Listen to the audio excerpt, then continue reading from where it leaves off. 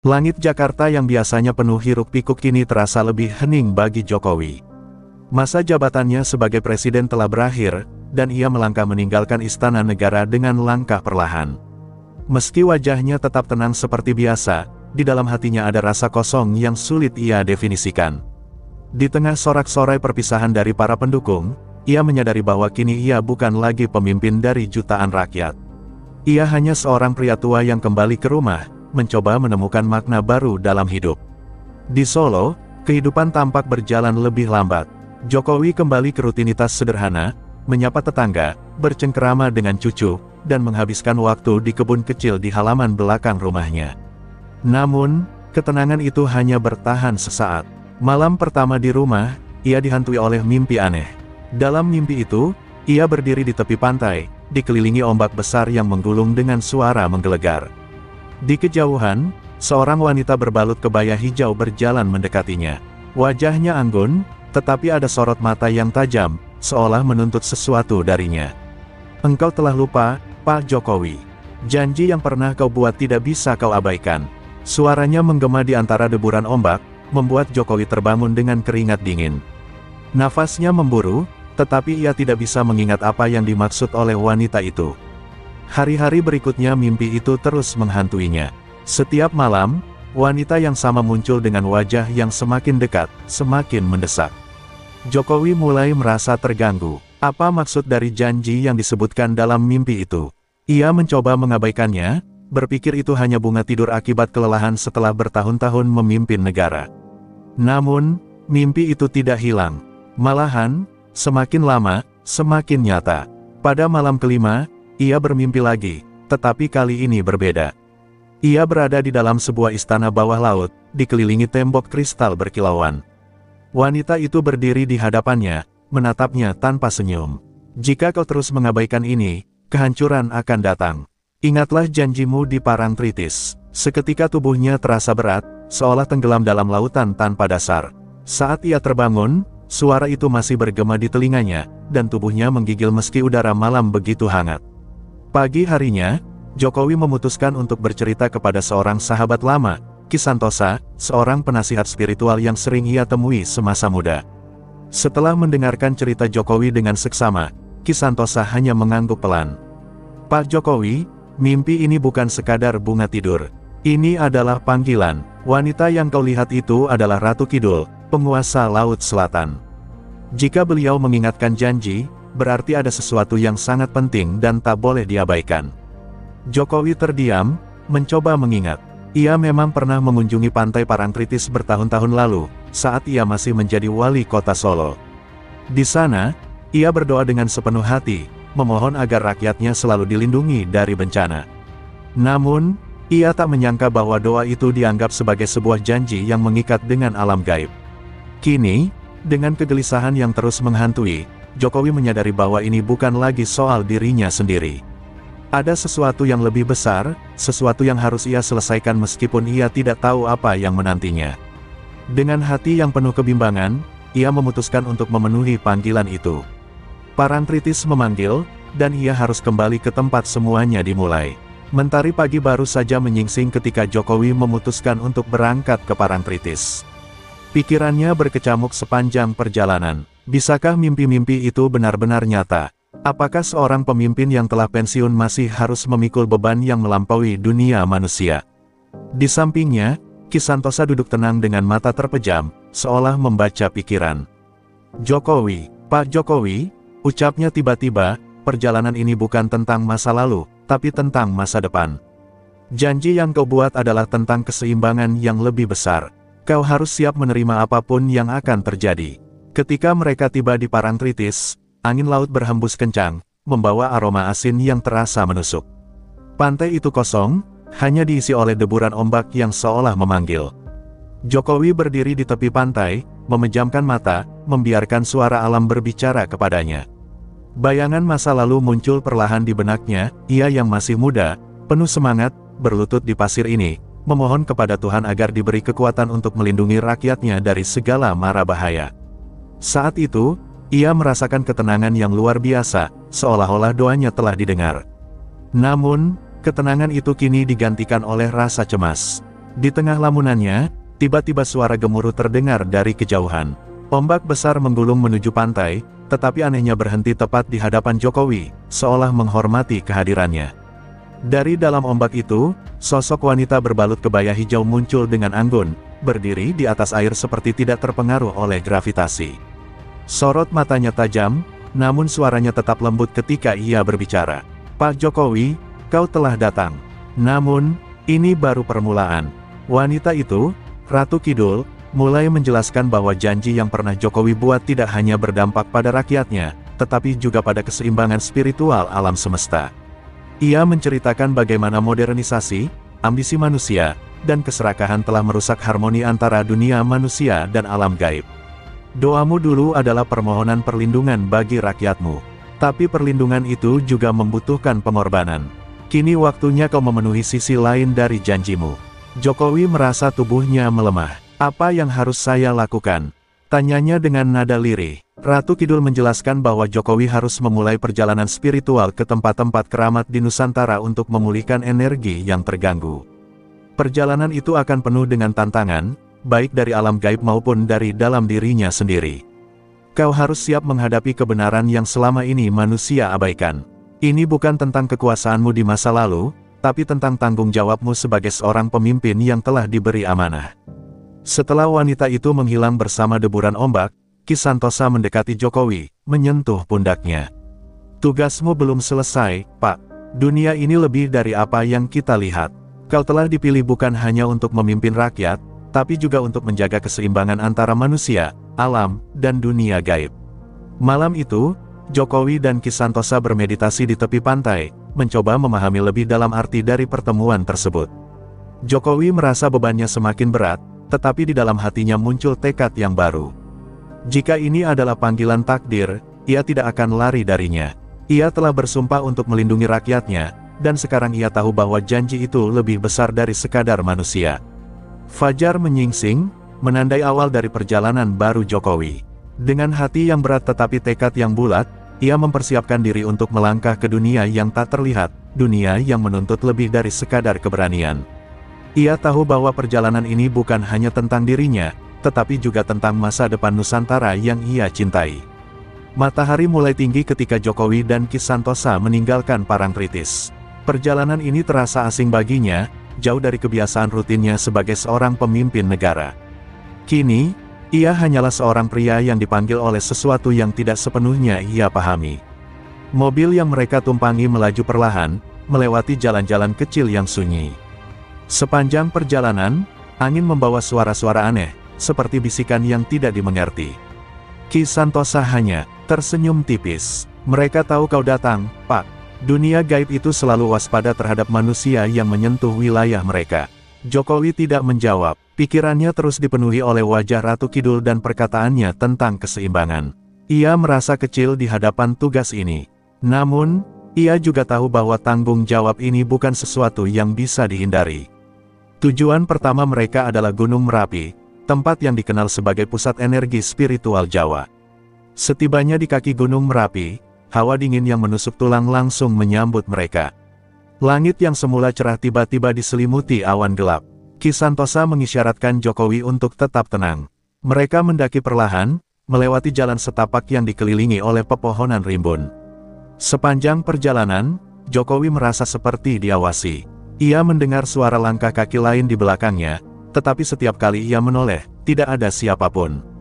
Ketika mereka sampai di sebuah dataran tinggi, suara angin berubah menjadi seperti raungan. Di depan mereka, seorang pria tua dengan jubah putih muncul, berdiri dengan tongkat kayu yang kokoh. Wajahnya penuh keriput, tetapi matanya bersinar tajam. "Pak Jokowi, akhirnya kau datang," kata pria itu tanpa memperkenalkan diri. Ki Santosa langsung memberi hormat, memberi isyarat kepada Jokowi untuk mengikuti.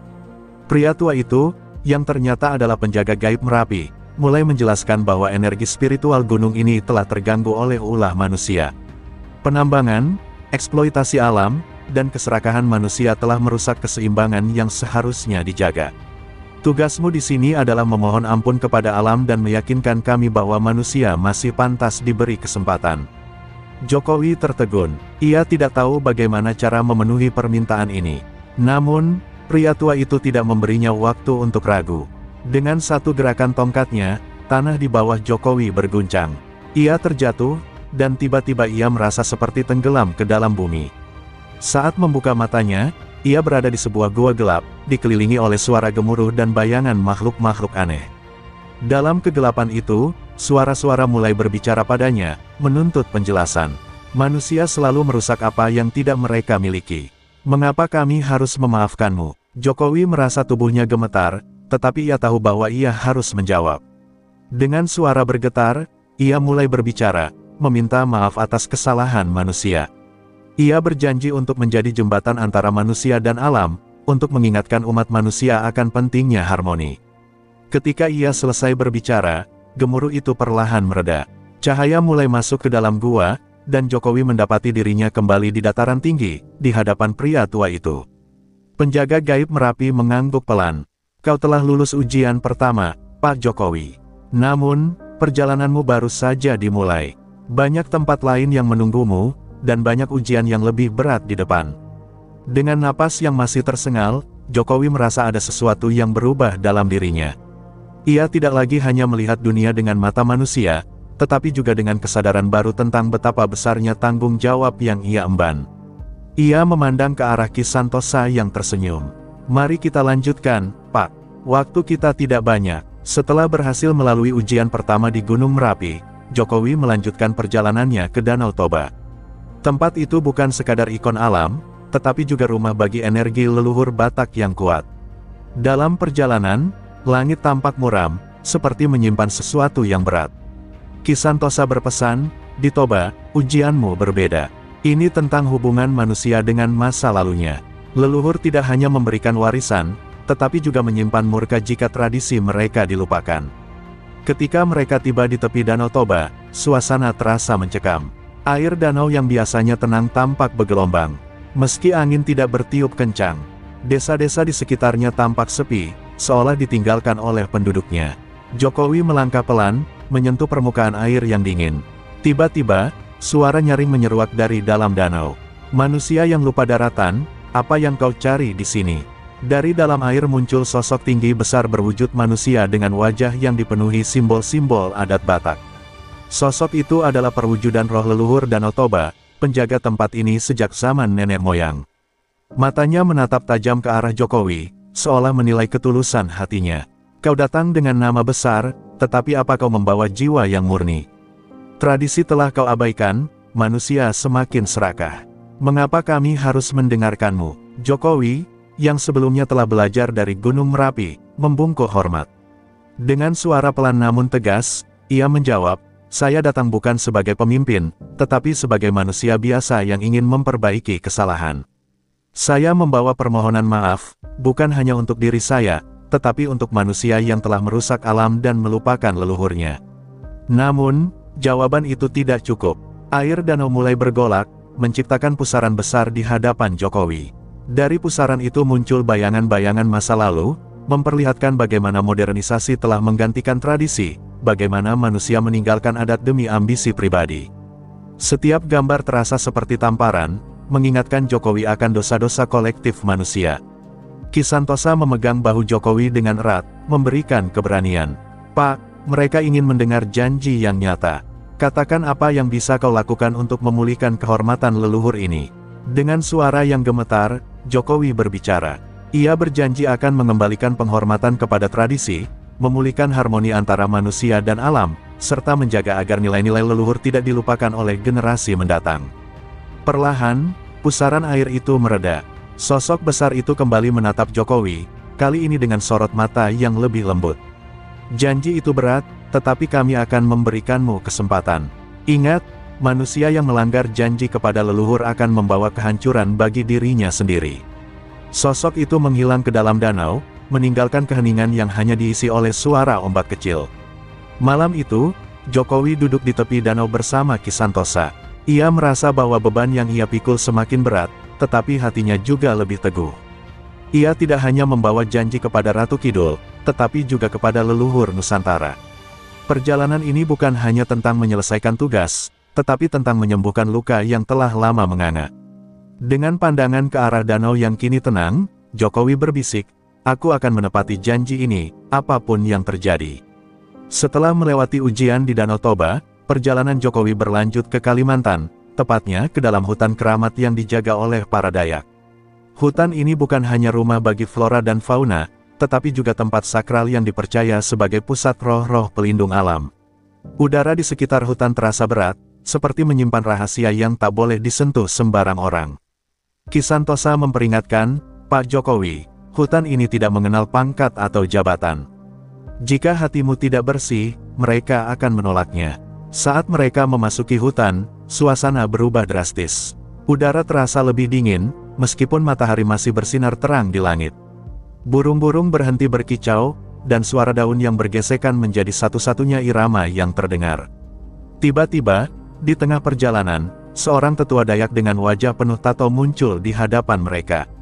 Ia membawa tongkat yang dihiasi bulu burung enggang. "Kau mencari sesuatu di sini?"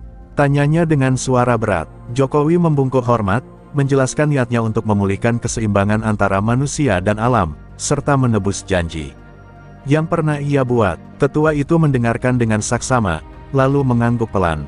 "Kau boleh melanjutkan perjalananmu, tetapi ingat, setiap langkah di hutan ini adalah ujian. Alam tidak akan berbohong. Jika kau tidak tulus, hutan ini akan menolaknya." Perjalanan mereka semakin ke dalam terasa lebih berat. Pohon-pohon besar yang menjulang tinggi tampak seperti penjaga yang diam, mengawasi setiap gerakan mereka. Jokowi merasa ada sesuatu yang mengikuti mereka, tetapi ia tidak berani menoleh. Tiba-tiba, mereka sampai di sebuah persimpangan, dan suara-suara dari arah yang berbeda mulai terdengar, memanggil namanya.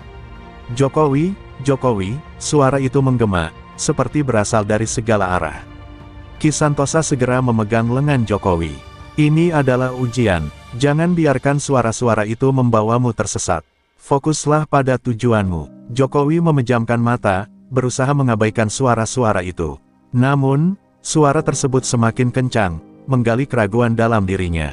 Mereka berbicara tentang kegagalannya, kesalahan masa lalu, dan dosa-dosa yang ia coba lupakan. Ia merasa hampir menyerah, tetapi bayangan rakyat yang pernah ia pimpin memberinya kekuatan untuk terus maju. Akhirnya, mereka tiba di sebuah sungai kecil dengan air yang bening. Di tepi sungai itu, seekor burung enggang besar mendarat di sebuah batu, menatap Jokowi dengan mata tajam.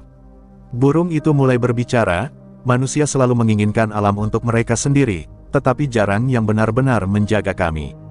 Mengapa kami harus percaya padamu?" Dengan suara yang penuh kesungguhan, Jokowi menjawab, "Saya tidak bisa menghapus kesalahan manusia, tetapi saya bisa menjadi jembatan untuk memperbaiki hubungan ini. Saya berjanji akan mengingatkan mereka tentang pentingnya menjaga alam, dan saya akan memastikan tempat ini tetap sakral bagi generasi mendatang." Burung enggang itu menatapnya lama, seolah menilai kebenaran dalam hatinya. Lalu, dengan kepakan sayap yang kuat, burung itu terbang ke langit, meninggalkan jejak pelangi di atas hutan. Hutan yang sebelumnya sunyi kini kembali hidup. Suara burung berkicau dan daun yang bergesekan kembali terdengar. Tetua Dayak muncul kembali di hadapan mereka, tersenyum tipis. "Kau telah melewati ujian hutan ini, tetapi tugasmu masih panjang. Jangan lupakan janji yang kau buat. Hutan ini akan mengawasi." Jokowi mengangguk dengan rasa syukur. Ia merasa semakin memahami bahwa perjalanan ini bukan sekadar misi, tetapi sebuah tanggung jawab suci yang mengikat dirinya dengan alam dan leluhur Nusantara. Setelah menapaki hutan Kalimantan yang penuh misteri, perjalanan Jokowi membawa mereka ke Samudra Hindia. Pantai selatan kembali memanggil, kali ini dengan nada yang lebih mendesak. Ki Santosa menjelaskan bahwa ujian berikutnya akan menguji keberanian Jokowi untuk menghadapi dirinya sendiri. "Samudra ini bukan sekadar air dan ombak. Ini adalah cermin, Pak. Apa yang kau sembunyikan dari dirimu sendiri, akan diungkap di sini," ucapnya dengan nada serius.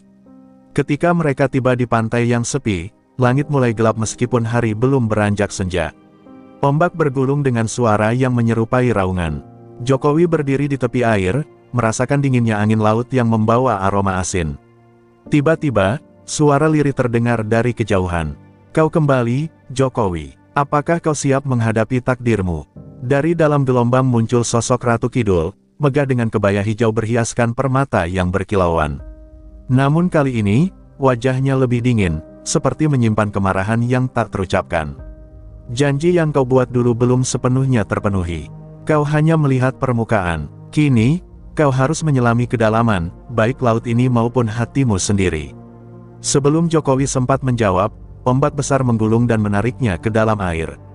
Ia berusaha melawan, tetapi kekuatan laut terlalu besar. Di bawah permukaan, ia merasa tubuhnya terombang-ambing, kehilangan arah. Saat membuka matanya, ia menemukan dirinya berada di dunia bawah laut yang penuh dengan cahaya biru berpendar. Namun, keindahan itu segera berubah menjadi bayangan-bayangan gelap yang mengelilinginya.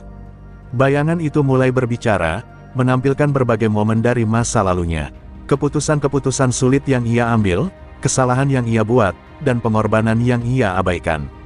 Apakah semua ini layak? Apakah kau sungguh tulus, atau hanya demi namamu sendiri? Suara itu bergema, mengguncang batinnya. Jokowi merasa seolah-olah setiap dosa dan keraguan yang pernah ia miliki ditarik ke permukaan, menghantam dirinya tanpa ampun. Namun, di tengah gelombang kegelapan itu, sebuah cahaya kecil muncul. Itu adalah gambaran rakyatnya, anak-anak yang tertawa, petani yang bekerja keras, nelayan yang melawan badai demi keluarganya. Ia teringat akan janji yang ia buat bukan hanya kepada Ratu Kidul, tetapi juga kepada rakyat dan leluhur Nusantara. Dengan kekuatan baru, ia berbicara, "Saya tidak sempurna, saya manusia yang penuh kesalahan.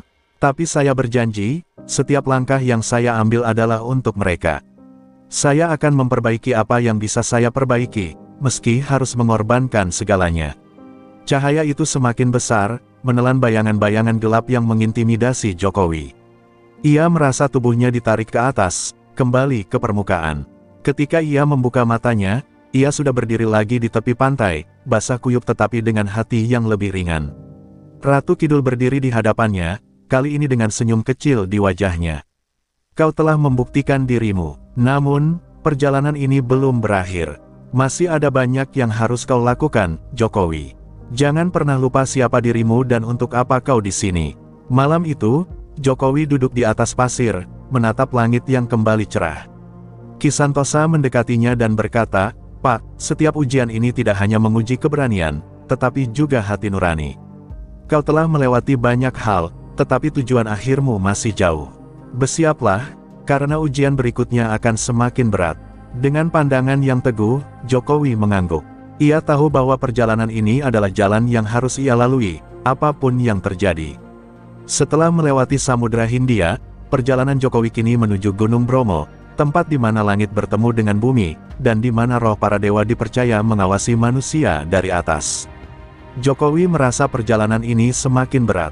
Setiap ujian yang ia lewati mengguncang hatinya dan menyadarkannya akan beban janji yang tidak bisa ia abaikan.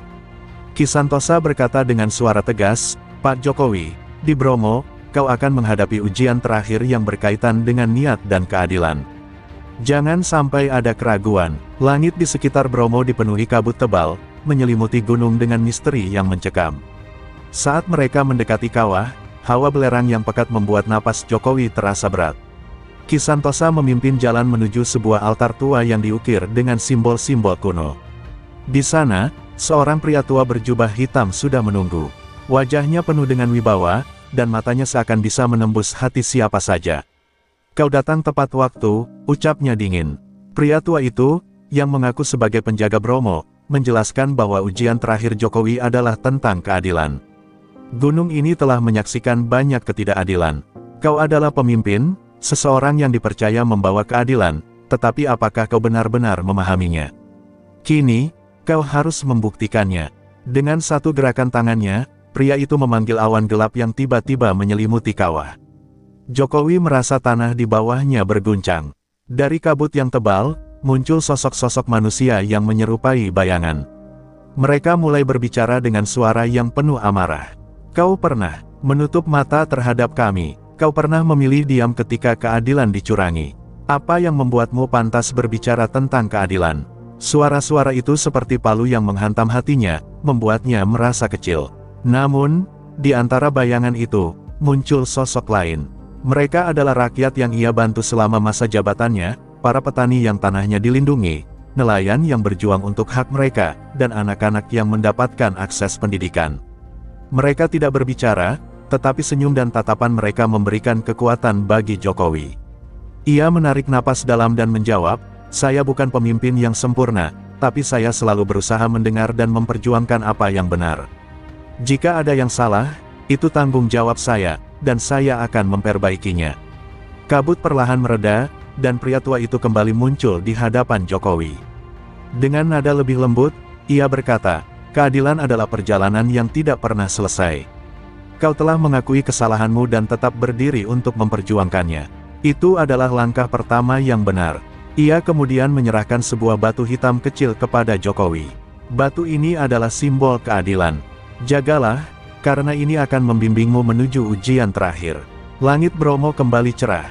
Jokowi merasa lega, tetapi juga sadar bahwa perjalanan ini semakin mendekati puncaknya. Dalam perjalanan turun, Ki Santosa berkata, "Pak, ujian terakhir bukan hanya tentang manusia atau alam, tetapi tentang takdirmu sendiri.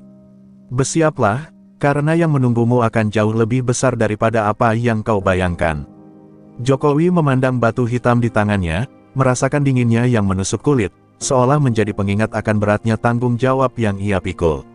Dengan pandangan yang teguh, ia berbisik pada dirinya sendiri, "Aku akan menyelesaikan ini, apapun yang terjadi. Ini bukan hanya tentang aku, tetapi tentang semuanya." Perjalanan Jokowi akhirnya tiba di puncak Semeru, gunung tertinggi di Nusantara yang dianggap sebagai tempat bersemayamnya para dewa. Udara di sini lebih tipis, lebih dingin, dan setiap langkah terasa berat, bukan hanya karena medan yang curam, tetapi juga beban batin yang semakin menguat. Ki Santosa tampak lebih pendiam dari biasanya, seolah-olah merasakan ada sesuatu yang besar sedang menunggu di atas. "Pak Jokowi, puncak Semeru bukan hanya ujian terakhir. Disinilah takdir akan berbicara. Apapun yang terjadi, hadapi dengan hati yang teguh." Mendekati puncak, Jokowi melihat dunia terbentang luas di bawahnya. Awan putih menutupi sebagian besar pandangan, memberikan kesan bahwa ia telah melampaui batas dunia manusia. Di puncak itu, ia menemukan sebuah altar kuno yang terbuat dari batu hitam, dipenuhi ukiran-ukiran misterius. Di tengah altar, sebuah lingkaran bercahaya muncul, berdenyut seperti detak jantung. Jokowi berdiri di hadapannya, merasakan energi yang luar biasa kuat. Tiba-tiba, sosok Ratu Kidul muncul lagi, kali ini dengan wujud yang jauh lebih agung. Gaunnya berkilauan seperti ombak lautan, dan auranya memenuhi udara. "Jokowi, kau telah melewati setiap ujian dengan kesungguhan hati. Namun, perjalanan ini bukan hanya tentang menebus janji, tetapi juga memahami apa arti pengorbanan sebenarnya." Ia melangkah mendekat, memandang Jokowi dengan sorot mata yang tajam. "Kini, kau harus memilih." Dari lingkaran bercahaya itu, muncul dua bayangan. Yang pertama adalah gambaran masa depan Indonesia yang makmur, di mana rakyat hidup dalam harmoni dengan alam, tetapi diwarnai dengan wajah Jokowi yang menghilang, seolah dirinya harus mengorbankan keberadaan fisiknya untuk mewujudkan visi itu. Yang kedua adalah gambaran dirinya kembali ke kehidupan biasa, berkumpul dengan keluarga, namun meninggalkan warisan yang belum selesai. "Ini adalah pilihan terakhirmu," kata Ratu Kidul. "Masa depan ini tergantung pada keberanianmu. Apa kau siap mengorbankan segalanya, bahkan dirimu sendiri, demi keseimbangan dan keadilan Nusantara?" Suaranya bergema, memenuhi udara dengan rasa gentar. Jokowi terdiam lama. Ia memikirkan keluarganya, kehidupan yang ia rindukan, dan kenyamanan yang selama ini ia tinggalkan. Namun, ia juga memikirkan rakyatnya, alam yang telah ia janjikan untuk lindungi, dan janji kepada leluhur yang tidak bisa ia abaikan. Dengan napas yang berat, ia melangkah maju ke arah lingkaran bercahaya itu. "Jika hidup saya adalah harga untuk keseimbangan ini, maka saya siap. Sebagai pemimpin, tanggung jawab saya adalah melindungi, apapun konsekuensinya." Cahaya dari lingkaran itu semakin terang, membungkus tubuh Jokowi hingga ia tidak lagi terlihat. Di saat yang sama, Ratu Kidul tersenyum lembut, seolah-olah memberikan restunya. "Pilihanmu telah mengubah segalanya. Ingatlah, meski tubuhmu tidak lagi ada, jiwa dan janji yang kau tinggalkan akan hidup selamanya di hati rakyatmu." Dengan satu gerakan tangan, ia menghilang bersama cahaya itu. Ki Santosa berdiri di tepi altar, matanya dipenuhi air mata. Ia tahu bahwa Jokowi tidak lagi bersamanya secara fisik, tetapi energi sang pemimpin terasa memenuhi seluruh gunung. Angin Semeru berembus lembut, seolah membawa pesan terakhirnya ke seluruh penjuru Nusantara.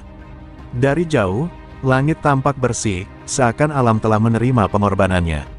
Perjalanan Jokowi berakhir, tetapi warisannya baru saja dimulai.